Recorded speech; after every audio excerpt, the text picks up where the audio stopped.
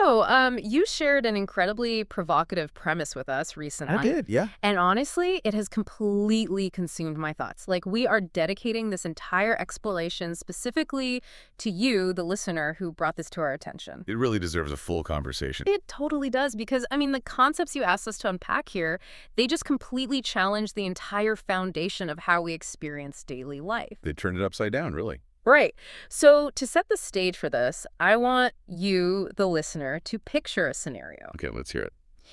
You wake up at the absolute dawn of your work cycle. Like, the room is still entirely dark. Ugh, the worst time to wake up. Exactly. And before your eyes even open, before you even have the opportunity to stretch your limbs or form a single conscious thought about the hours ahead, you hear it. The rain. Yes, the heavy, just relentless drumming of a rainstorm violently striking your window pane. Right. It's this highly specific atmospheric event, but it triggers a universal cascade of reactions. Like, in the briefest moment, an immediate shift occurs in your environment, and your body just reacts before your conscious mind even boots up. Your biology just takes over. Totally. Your shoulders physically slump while you're still lying flat on your mattress. Wow. You release this heavy, profound sigh from the bottom of your chest. We've all been there. Right. And instantly, this ironclad expectation settles over your entire nervous system. You just know the impending day is going to be dragging, difficult, and absolutely exhausting. Well, the somatic response to that sound is just immediate. Like, the atmosphere outside shifts, and the internal landscape of the individual collapses in direct synchronization. It's wild how fast it happens. It is. And we accept this chain of events as completely normal, Like, it's just a standard human reaction to inclement weather. Yeah, of course. Who likes walking in the rain? Exactly. Yeah. Yet, when we actually dissect the mechanics of that exact moment, it reveals this truly terrifying psychological default. Okay, right. And that is exactly the tension we're navigating today. That invisible, crushing weight of that specific morning moment. Because it's so heavy. It really is. Because when you stop to scrutinize the mechanics, as you put it, it kind of defies logic. It completely defies it. Right. Like, why does a mere shift in atmospheric pressure, I mean, literally just condensed water droplets falling from the sky, possess the absolute authority to dictate the neurochemistry and the emotional state of a human being? It makes no sense when you frame it that way. None at all. It points to this massive underlying vulnerability. We basically operate under this overwhelming assumption that external forces hold the pen that writes our daily narrative. They dictate our reality. Yeah, whether it's the shifting weather patterns or, I don't know, the fluctuating tides of the global economy, or even just the preconceived judgments of a vast sea of humanity surrounding us. Right, the collective noise. Exactly. Yeah. The challenge you brought to us highlights how we basically walk through existence feeling like passive passengers in the vehicle of our own lives. Instead of the driver. Yes, instead of the conscious driver steering the wheel. Well, we effectively surrender our personal sovereignty to the environment. That's what's happening. Oh, wow. Surrender our sovereignty. Yeah. I mean, we allow the external physical world to act as a tyrant over our internal psychological sanctuary. That is a heavy way to put it, but it's true. And so the core mission of our conversation today is to uncover a radical, almost uncomfortable truth about how that surrender actually happens. Okay. We're going to examine the exact mechanisms by which we inadvertently hand over the keys to our reality, and, more importantly, how we can aggressively reclaim those keys. To become the undisputed architects of our own existence. Precisely. Okay, but I want to push back right out of the gate here. Go for it. Because framing it as, surrendering sovereignty implies a level of conscious choice. Like, we're actively handing the keys over. You don't feel like it's a choice. Not really. It feels more like we're actors in this endless, sprawling play where some unknown entity wrote the script long before we even arrived. And we're just reading the lines. Exactly. We're just obediently reciting our lines. We wait for the cue of the rainstorm. We recite the dialogue of frustration, and we exit stage left. I see what you mean. Right. But the core assertion of the concepts you brought to us is that if we suddenly looked down at the script in our hands, we would realize the pages are entirely blank. Completely blank. And my immediate reaction to that isn't liberation. Honestly, it's absolute terror. Terror. Yeah, that makes perfect sense. Really, because a blank script doesn't feel like freedom to me. It feels like standing on the edge of a cliff without a parachute. Well, that terror is actually the most natural biological response to infinite potential. Oh, wait, really? The biological response? Yeah. The realization that the script is blank completely destabilizes the ego. Ah, the ego hates that. It despises it. The Yeah. ego wants rules, it wants a script. However, moving through that terror is the strict prerequisite for ultimate freedom. Okay, so we have to face the cliff. You have to. What we are truly analyzing here is a foundational, universal principle that underpins the entirety of human existence. Which is? That life, in its purest, most fundamental essence, possesses absolutely no inherent meaning. Whoa, okay, I have to stop you there. I know it's a big statement. It's massive. Life has no inherent meaning. Like if someone is tuning into this right now while driving to a job they absolutely hate or dealing with a severe personal crisis, Right. hearing that statement could easily trigger a spiral of dread. It can sound very dark. It sounds aggressively nihilistic. It sounds like you're saying nothing matters and our struggles are entirely pointless. I completely understand why it lands that way. I really do. But the reality of this principle is actually the exact opposite of a bleak, void-like assertion. Okay, explain that because I'm not seeing it. The issue is our cultural association with the word meaning. When we state that life has no inherent meaning, we are not suggesting for a fraction of a second that life lacks value. Okay, value and meaning are different here. Completely. Life possesses boundless, unimaginable value. What it lacks is a predetermined definition imposed from the outside. So nobody else is defining it for us. Exactly. Think of it like this. Imagine an immense block of uncarved marble. Okay, just raw stone. Right. The marble does not have a predetermined shape. It does not possess the inherent meaning of a statue until the sculptor approaches it. Oh, I like that. Yeah. So when you strip away the assigned meanings that society has handed you, you aren't left with an empty void. You're left with the marble. Yes. You are left with ultimate, terrifying liberty. You are holding the raw material of creation. Okay, so the universe is not an empty room. It's an open canvas. A completely open canvas. But, I mean, if life is this sprawling canvas of infinite potential, why do we constantly confine ourselves to these tiny, suffocating boxes of meaning? Because it's comfortable. Right. But why is my immediate instinct to label the rainstorm as a harbinger of a miserable day rather than just observing it as neutral water falling from clouds? Well, the confinement is a direct byproduct of the specific physical environment we inhabit. The physical world itself. Yeah. The physical plane of existence operates entirely on the illusion of separation. Separation from what? From everything. You often hear philosophers refer to this as polarity or duality. Like opposites. Exactly. Hmm.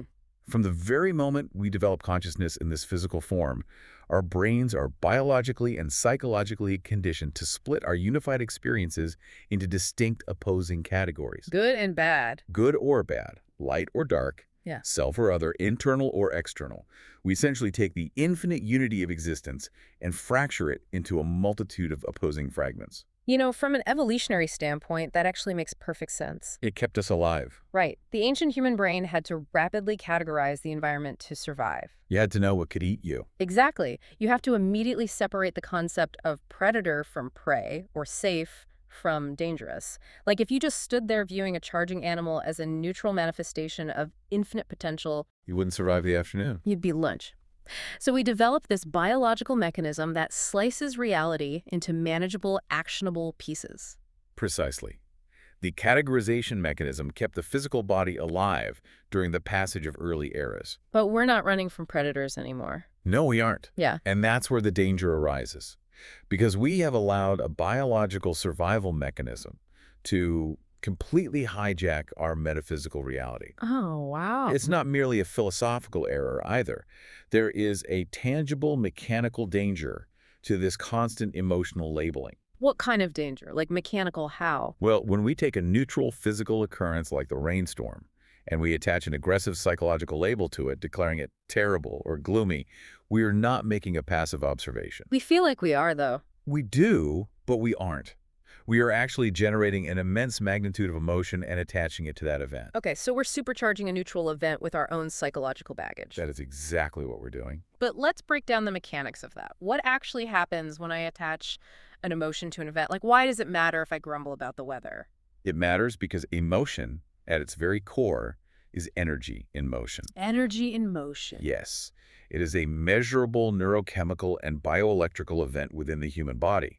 When you assign an emotional label of misery to the rain, Your brain floods your system with stress hormones. Cortisol and all that. Right. You generate a specific energetic vibration, and that vibration does not simply dissipate into the ether, it It compounds. builds up over time. As you hold on to that label, the vibration multiplies, gains momentum, and forms a sustained frequency. Oh, frequency. And that frequency ultimately operates as a magnetic filter. It actively solidifies the physical reality you inhabit and experience by filtering out any data that contradicts it. Wait. So if I wake up and label the rainstorm as inherently bad, I'm essentially fracturing the universe into opposing factions. If you are. I am taking the infinite oneness of life and explicitly declaring this part of the universe is working against me. That is exactly the signal you're sending out. It's like judging the darkness of a single, isolated brushstroke on a massive canvas without stepping back to realize that the dark stroke is mathematically necessary to create the profound depth of the entire masterpiece. That analogy perfectly illustrates the illusion of separation. You are fixating exclusively on the localized shadow and ignoring the brilliant light that casts it. Blinding myself to the unified picture. Completely blinding yourself. And the human ego desperately categorizes this boundless universe because it is fundamentally terrified of infinity. It wants to control things. It craves control. Categorization provides a highly artificial sense of control. If the ego can quickly label the rain as bad, it feels secure. It believes it understands the rules of the game. It's a false security, though. Completely false. But as an individual elevates their consciousness above the heavy, dense constraints of mere biological survival, this illusion of separation completely dissolves into an unbroken, infinite unity. The oneness. Right. In the highest realms of understanding, there is no absolute positive or absolute negative. There is only what is. There is only the blank script and the uncarved marble. Exactly. There is only raw energy waiting to be consciously directed.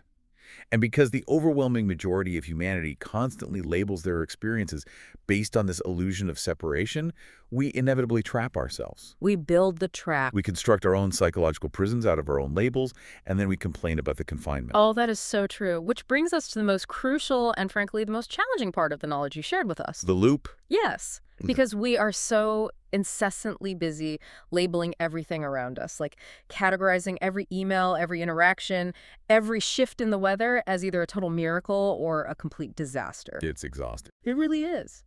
And by doing that, we lock ourselves into a continuous, inescapable cycle. We trap ourselves in a loop of self-fulfilling prophecies. Right. We are referring to the perception projection loop. It is undeniably the most formidable mechanism of the human experience. Perception projection loop. Yes. See, we operate under the false assumption that perception is a passive intake of information. Like we're just absorbing reality. We believe our eyes are just cameras recording the outside world. But in reality, the way you perceive the world is an active projection directly into your physical reality. Okay, so we're not just watching the movie, we're projecting it onto the screen. That's a perfect way to look at it. There are absolutely no absolute objective truths in the physical world. The only functional truth that exists for you is what the deepest, most hidden layers of your subconscious mind accept as absolute truth. I really need to pause on that because saying there are no absolute truths in the physical world is a massive, massive claim. It shakes the foundation, I know. It does. Because we are all walking on the exact same soil, we're breathing the exact same atmospheric gases, we're bound by the exact same gravitational pull. Right. So how can you argue that we aren't sharing an objective reality? Because gravity and atmospheric gases are just the underlying canvas. They were the blank script.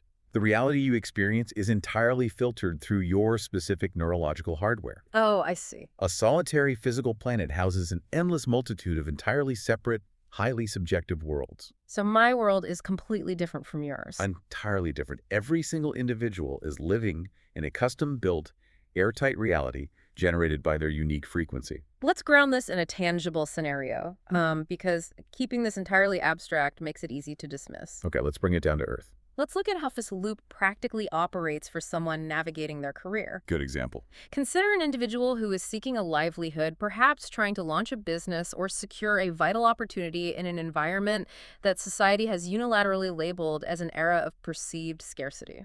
A perfect example. The external narrative is everywhere. Everywhere. The media, their peers, the cultural zeitgeist are all broadcasting a unified frequency. The economy is contracted, opportunities are non-existent, failure is highly probable. Right. So this individual absorbs that pervasive external narrative. They internalize it. They swallow it whole. Yeah. And when they sit down at their desk to approach their endeavor, they possess this foundational subconscious belief that rejection is not just possible, it is practically inevitable. It's a foregone conclusion for them. Exactly. They send out their proposals or pitch their innovations with an internal biological posture of absolute defeat. And that internal posture drastically alters their energetic frequency. How so? Like, what does that look like? Well, their nervous system is braced for impact, their body language, their choice of words, their persistence, their entirely micro expressions, all of it radiates the frequency of rejection. They're literally broadcasting failure. They are broadcasting a signal of inevitable failure. And because of the mechanics of that energy in motion, the environment responds in kind. Like, the people they pitch to subconsciously pick up on that hesitation, that desperation, that lack of absolute certainty. Yes. The universe, acting through the people and circumstances they encounter, has no choice but to respond to the frequency being emitted. It just mirrors it back. Exactly. The projection of this contracted frequency results in inevitable, tangible rejection. They face a succession of closed doors.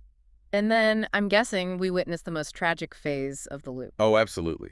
They look at those closed doors, point their finger at the external world and say, aha, I knew it. The narrative was correct. The economy truly is terrible. They feed the loop. They feed it right back into itself. They use the tangible result of their own unconscious projection as concrete evidence to justify their original flawed perception. It's a perfect trap. It's like they build a wall out of their own beliefs, crash their car into it, and then blame the existence of the wall on the government or the weather.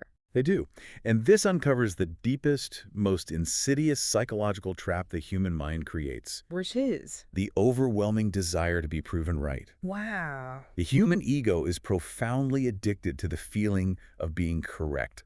It provides an artificial surge of security, a false ego boost. Even if being right means failing. Especially then. Yeah. People will unconsciously, almost eagerly, sabotage a monumental surge in their own potential just to validate their pessimistic assumptions. Now we are getting to the absolute core of the issue. It's the crux of human suffering, really. We are so profoundly addicted to the feeling of being right, even when the absolute cost of being right is our own misery and destruction. We prefer it. It is as if an individual would rather confidently captain a vessel straight into a catastrophic storm, ignoring every alternate route, just so they can stand proudly on the deck as the hull breaches, screaming, "I told you the waters were dangerous." That's a stunningly accurate picture. But why? Why on earth does the brain prefer the comfort of a miserable certainty over the risk of a prosperous unknown? Because to the primitive structures of the brain, certainty equals survival.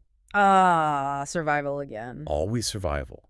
If the brain can accurately predict a negative outcome, it feels it has mastered the environment. Even if the outcome is terrible. Right. Being wrong, even if being wrong means discovering immense joy and prosperity, requires the ego to completely dismantle its current structural integrity. It has to admit it was wrong the whole time. And that means admitting that their previous suffering was largely self-inflicted, and the ego would rather die than admit fault. That is wild. We choose the dark comfort of our established limitations over the blinding terror of our true potential. The terror of infinite potential. Yes.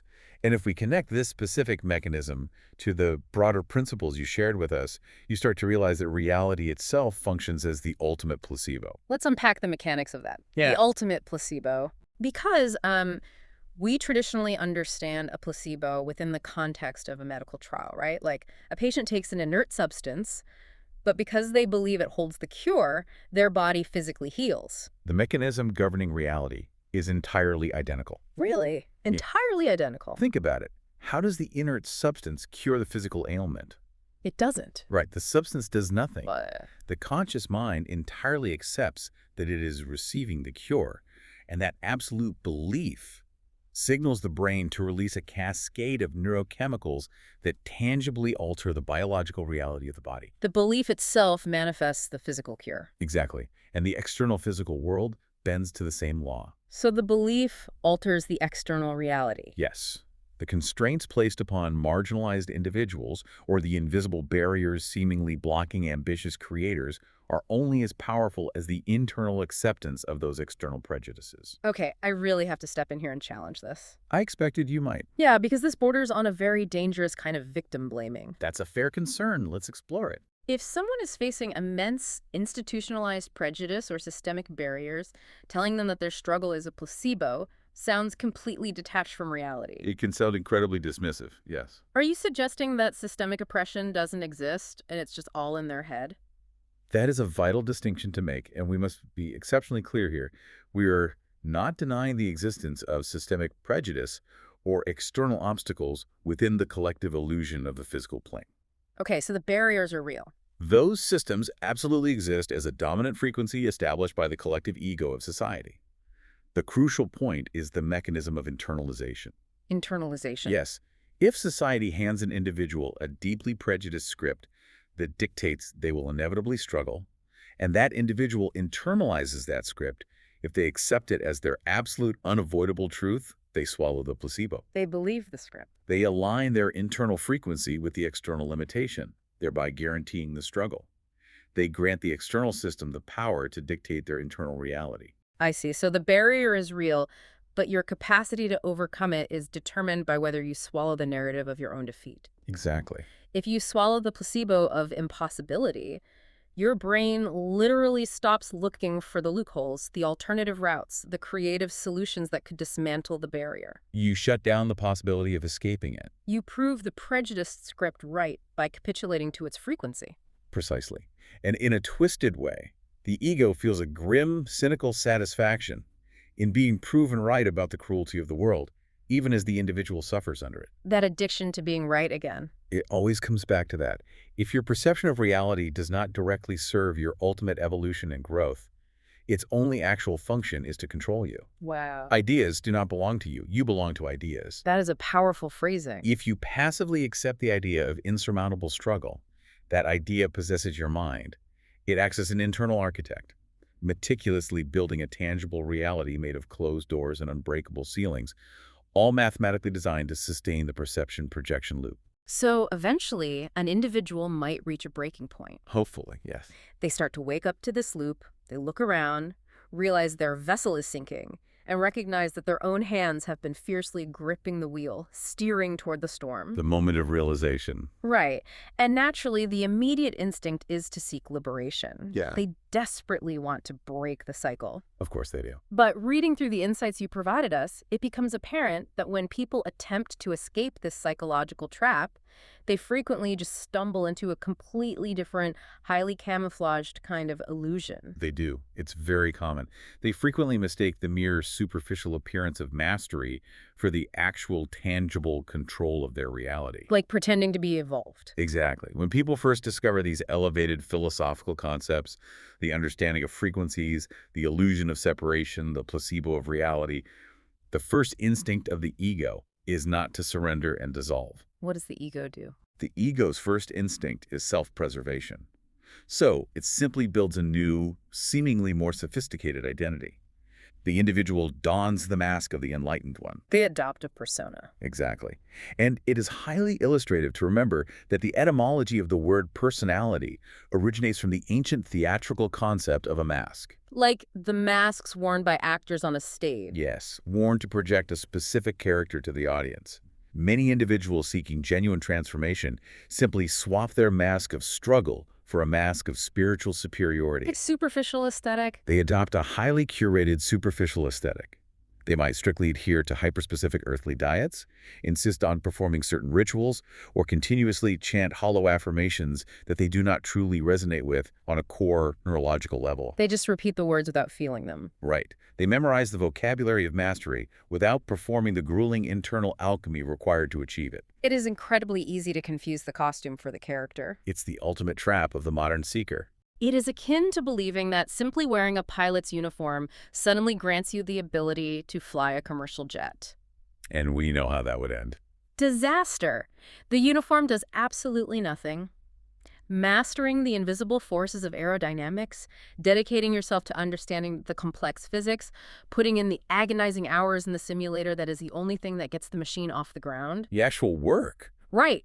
You cannot just memorize the lines of an enlightened master. You have to step entirely out of the actor's role, walk behind the curtain, and ruthlessly direct the play yourself. That is the brilliant distinction. Any philosophy or any framework of knowledge that does not grant you the absolute, demonstrable ability to transmute your reality and tangibly overcome your real-world challenges is mere vanity. Just window dressing. It is an aesthetic choice, functioning no differently than choosing a particular style of clothing to signal status to your peers. So how do you measure true mastery then? True mastery is measured by one metric and one metric only: the tangible evolution of your lived experience. Your actual life getting better.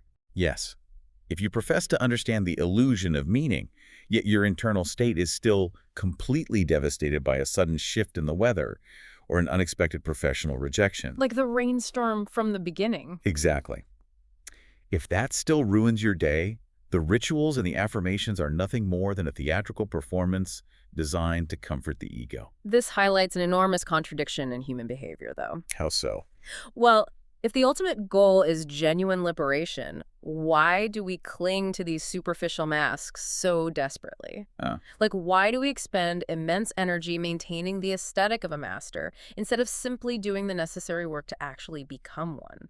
Because true alchemy, the raw, unfiltered process of taking complete, uncompromising ownership of every single occurrence in your reality, requires a terrifying magnitude of absolute responsibility. Responsibility. Absolute It responsibility. is an incredibly heavy burden because, Yeah. when you say responsibility, a lot of people immediately translate that to blame. They do, and it's a huge issue. They hear, I am responsible for my reality, and they think, you are saying it is my fault that I experienced a traumatic event in the past. Which is a fundamental misunderstanding of the concept of responsibility. So how should we define it?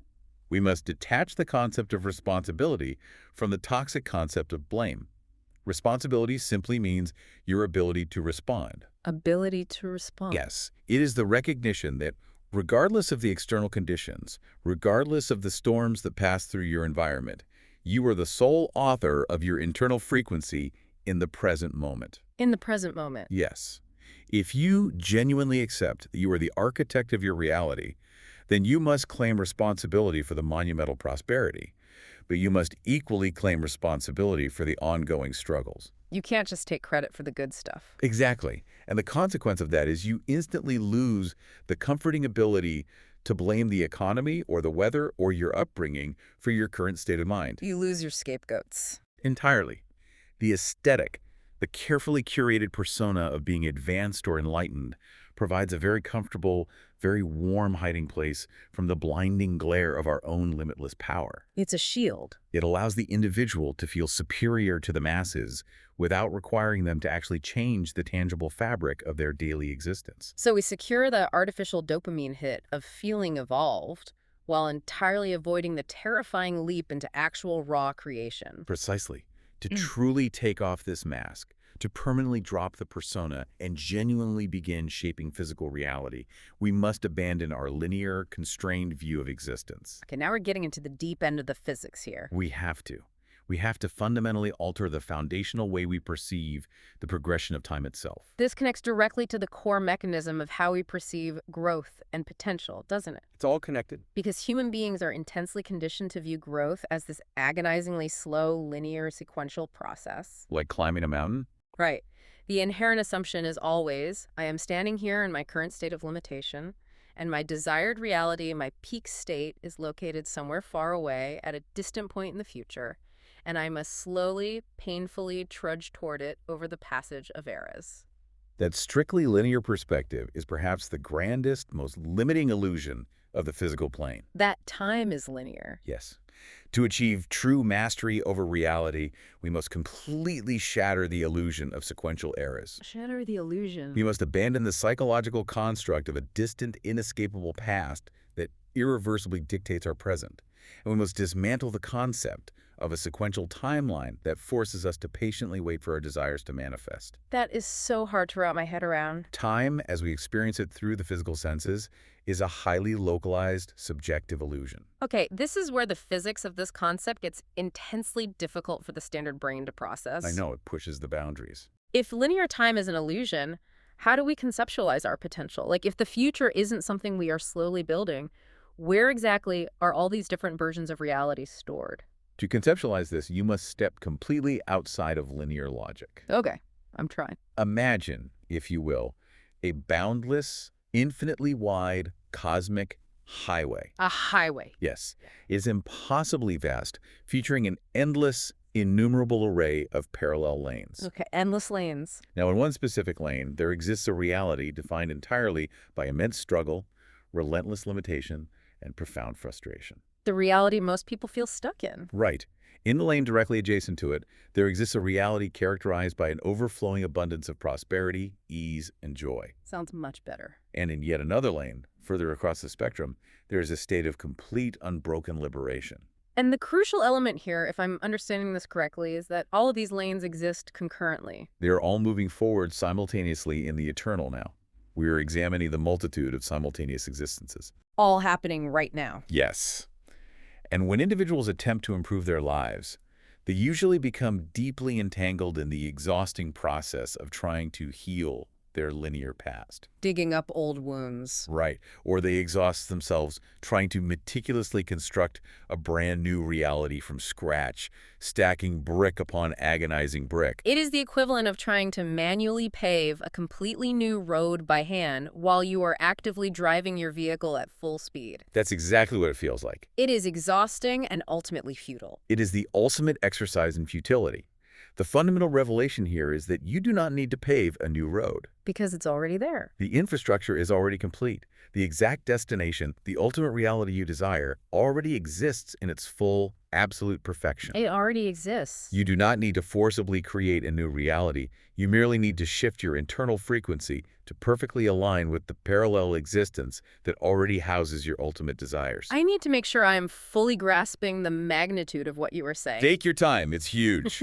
You are stating that I am not waiting for a tiny, vulnerable seed to slowly grow into a massive, deeply rooted tree over the arduous course of a lifetime. You are not waiting for that, no.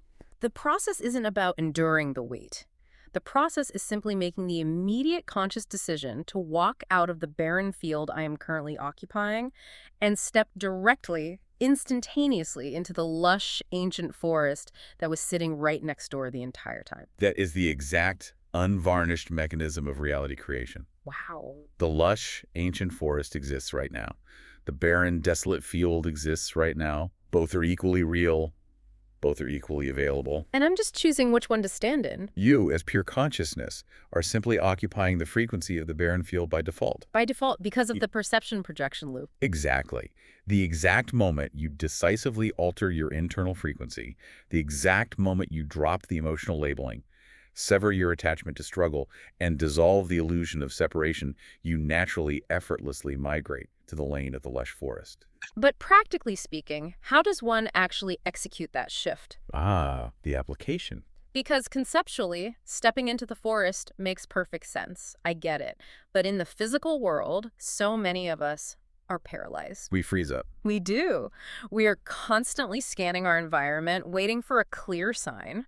We desperately want the universe to tap us on the shoulder, give us a glaring green light, and say, okay, you have proven yourself, the adjacent lane is clear, you now have official permission to shift your reality. And that desperate hunger for external permission, that relentless desire for a sign from the universe, is the final, most stubborn barrier we must dismantle. We have to let go of the signs. Once you fully comprehend that you possess the inherent mechanical ability to shift into any parallel reality simply by altering your frequency, you must absolutely stop relying on external validations to give you permission to act. We have to reclaim the symbols. Yes. We have to take back the authority we projected onto the outside world. We must violently reclaim our authority.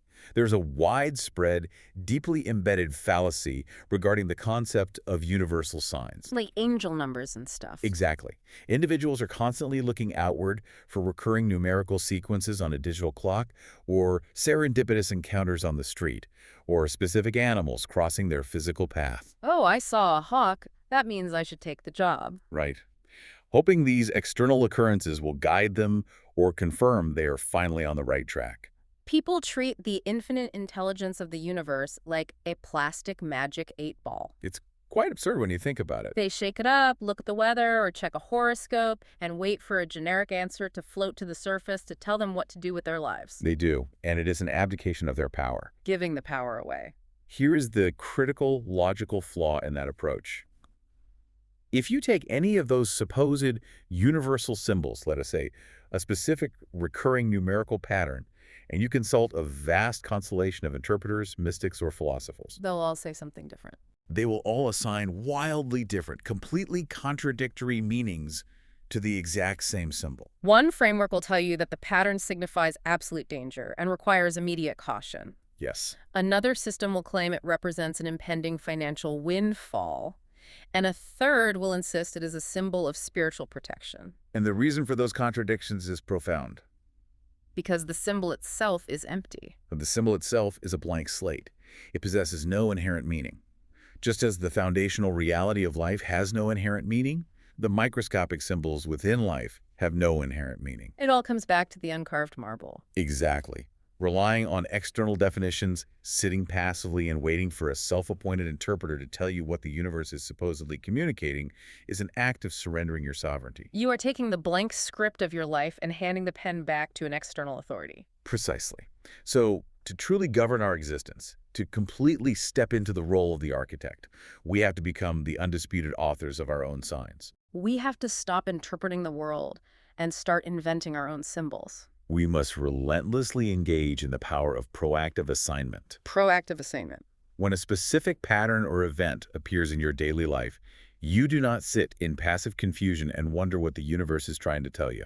Because it's not trying to tell you anything. Right. You must aggressively, intentionally, and consciously assign it a meaning that mathematically accelerates your desired reality. You literally rig the game in your own favor. You apply the absolute mechanics of alchemy.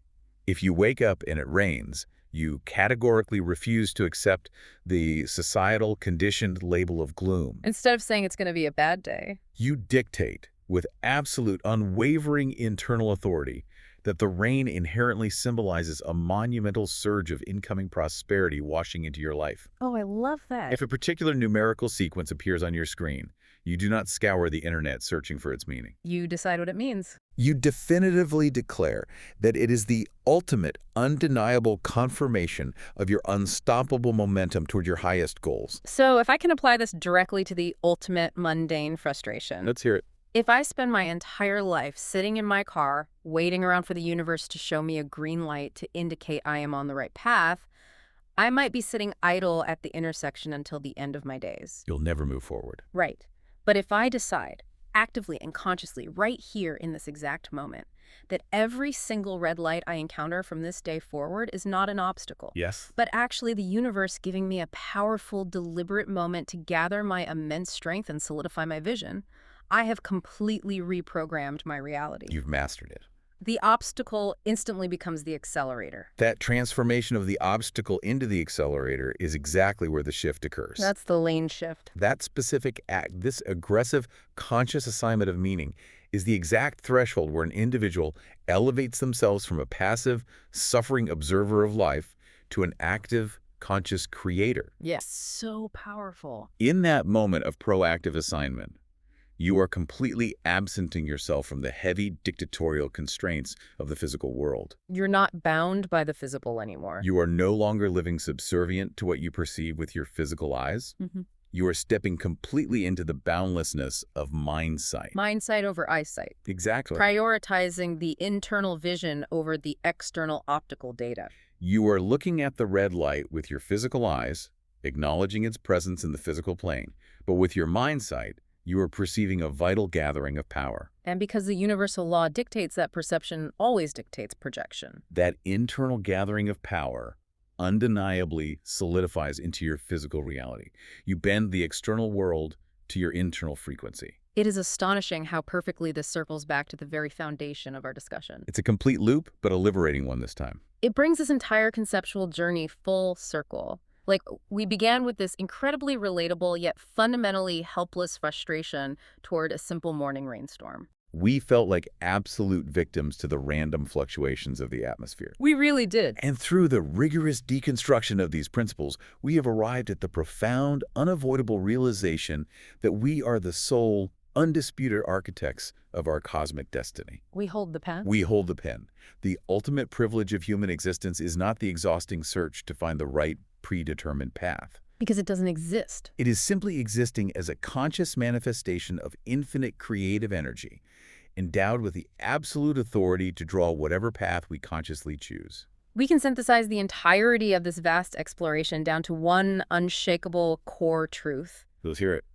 There is absolutely no truth in reality other than what the innermost depths of your mind explicitly accept as absolute. That is the truth of it all. When you finally summon the courage to strip away the heavy, suffocating layers of predetermined meaning that the world has relentlessly handed to you, you do not uncover a terrifying emptiness. No, the terror fades. You uncover the infinite, untethered power to explicitly forge your own. You realize, with total clarity, that the blank script was never a curse. It was never a curse at all. It was never a void meant to terrify you.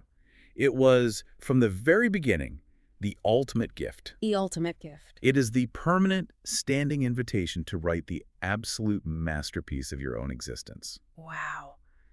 The ideas you provided us today have taken us an unimaginable distance. It's a massive paradigm shift. It really is. We have moved from the heavy, conditioned sigh of a rainy morning through the mechanics of the perception-projection loop all the way to the infinite lanes of the cosmic highway. It's quite the journey. So speaking directly to you, the listener who initiated this journey, I leave you with this final lingering thought to carry with you into the physical world. Think about this carefully. If every truth you have ever been told, every sign you frantically look for, and every piece of meaning in your entire universe is truly just a piece of formless clay waiting for the pressure of your hands, what is the very next shape you are going to aggressively mold? What if the very next random chaotic coincidence you experience today is secretly holding its breath, completely suspended in time, just waiting for your absolute conscious command?